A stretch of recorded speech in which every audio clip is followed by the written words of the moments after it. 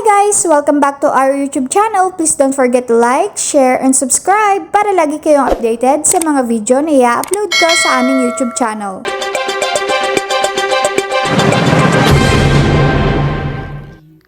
Mabibigyan ba ng special treatment yung mga gustong magkaroon ng makuha ang kanilang gift cash from the commission? Ito yung mga 80, 85, 90, 95. Well, At sa 100 ngayon po, especially.